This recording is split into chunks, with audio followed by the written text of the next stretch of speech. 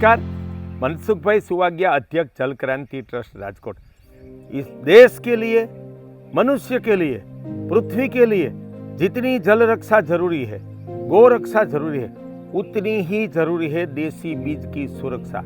Hybrid बीज, genetical modified बीज के पागलपन में भारत और विश्व में अनाज, दाल, सब्जी, फल की, आम की हर एक देसी जात लुप्तता की कगार पर आ रही है।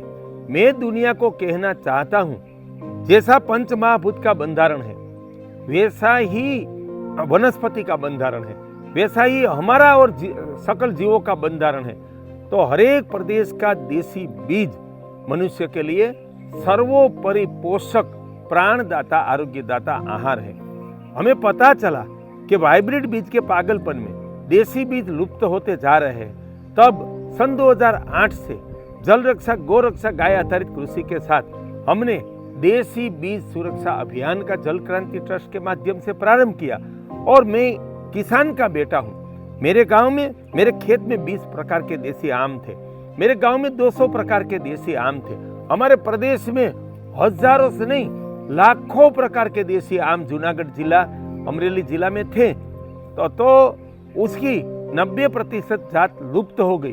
तब पूरा सौराष्ट्र प्रदेश, डांग तक, मध्य प्रदेश, महाराष्ट्र और आदिवासी प्रदेश में घूमकर हमने लुप्त होती 200 से ज्यादा श्रेष्ठ प्रजाति ढूंढ निकाली।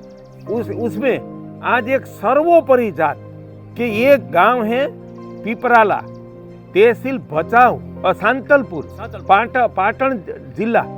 आगे हम कच्छ आए सौराष्ट्र से, रास्ते में रेगिस्तान था जो समंदर का पानी भरा हुआ था और ये बिन पियत जमीन है।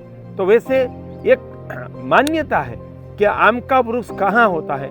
जहाँ धरती मीठी हो, क्षारी धरती न हो, क्षार रहित धरती हो, मीठा पानी हो। लेकिन मेरा परम सौभाग्य है कि ये मेरे कार्य ही परमात्मा प्रेरित है। परमात्मा ने ही मुझे यह जल रक्षा, गिर कांकरेज गौ, भारतीय गौवंश रक्षा की, गाय आधारित प्राकृतिक कृषि की प्रेरणा की है। वैसे ही उस परमात्मा ने ही मुझे देसी बीज और देसी आम सुरक्षा की प्रेरणा की है। तो आज हमें यहाँ एक आम का वृक्ष पिपराला में मिला। वो रेगिस्तान की धरती में ये देखो कितना फला फूला हुआ आम का वृक्ष है। और प्रेमजी भाई ने बताया कि ये वृक्ष का फल बहुत स्वादिष्ट और मीठा है और गर्मी की मौसम में पक जाता है। तो गुणवत्ता और जल्दी पक जाने से वो सर्वोपरि जात है। मैं किसानों को, इस प्रदेश कच्छ के लोग, बनासकांठा पाटन के लोगों को और वैज्ञानिकों को कहना चाहता हूँ, ये आम का वृक्ष का आर्थिक मूल्य आके तो 1 करोड़ से भी ज्यादा है। क्यों? क्योंकि वो सारी धरती में विकास करने की, उत्पादन देने की क्षमता रखता है।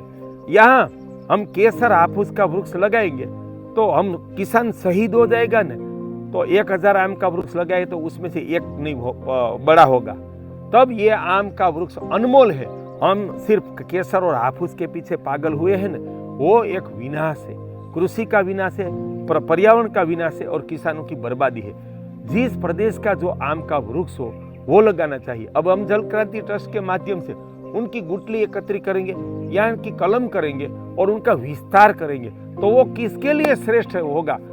जिस प्रदेश में आम का वृक्ष विकसित नहीं होता है, ऐसा प्रदेश पूरा मान लो कच्छ, पूरा उत्तर गुजरात, यहाँ से दसाड़ा पाटड़ी से लेकर पाटन जिलों, बनासकांठा और जैसलमेर तक, बीकानेर तक की धरती के लिए यह आम का वृक्ष एक कल्प वृक्ष है। देशवासियों प्रकृति की ऐसी दिव्यता को पहचाने, उनका जतन करें, उसमें परमात्मा का दर्शन करें और ऐसे आम, ऐसे देसी वृक्ष लगाकर उनका विस्तार करें। मनसुख भाई सुवाग्या।